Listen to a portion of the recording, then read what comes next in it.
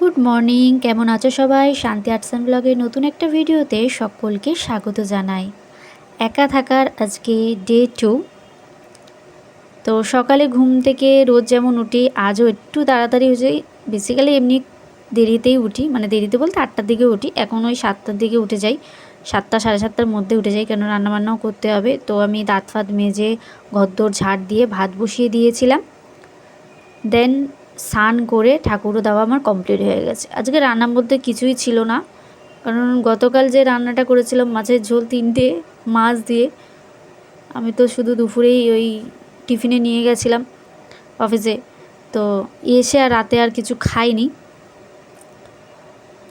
দুধ চিড়ে খেয়েছিলাম, খেতে ইচ্ছা করছিল না। তো আজকে শুধু ভাত করেছি আর মাছের ঝোলটা বার করে গরম করে নিয়েছি, আর ঝিঙে আলু পোস্তটা ছিল ওটা বার করে গরম করে নিয়েছি।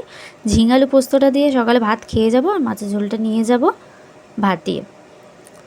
আজকে আবার ভাত এত বেশি বসিয়েছি, মানে আমার সকালে খেয়েছি, টিফিনে নিয়ে গেছি, ভাত আবার অনেক রয়ে গেছে।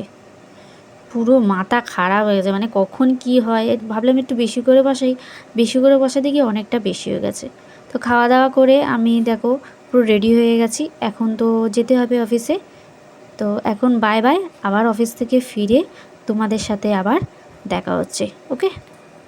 আজকে যেহেতু কার্তিক পুজো আর আমাদের বাড়িতে কার্তিক ঠাকুর আছে, তো এবছর লাস্ট ছিল, তো যেহেতু মারা ঘুরতে গেছে ওই জন্য পুজোটা হয়নি।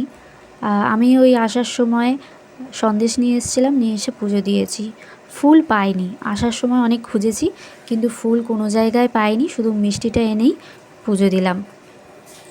তো পুজো দেওয়াও আমার কমপ্লিট হয়ে গেছে, এবার দেখি কি খাওয়া যায়। তো আসার সময় একটু নিয়ে এসেছিলাম চুরমুর।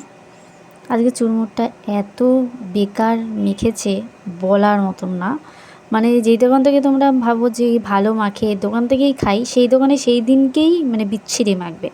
তো যা হোক করে কিনেছি, তো ফেলে তো দেওয়া যায় না, চুরমুরটা চেপে চুপে খেলাম। তারপরে নিয়ে এসেছিলাম রুটি, নিয়ে এসে ডিম টোস্ট করেছি। ডিম টোস্ট খেতে ইচ্ছা করছিলো, এখন আমার অনেক কিছু খেতে ইচ্ছা করছে, শুধু ভাত বাদে। ঠিক আছে, ভাত বাদে সব কিছু খেতে ইচ্ছা করছে, মানে ভাতটা তো রান্না করতে হচ্ছে ওই জন্য।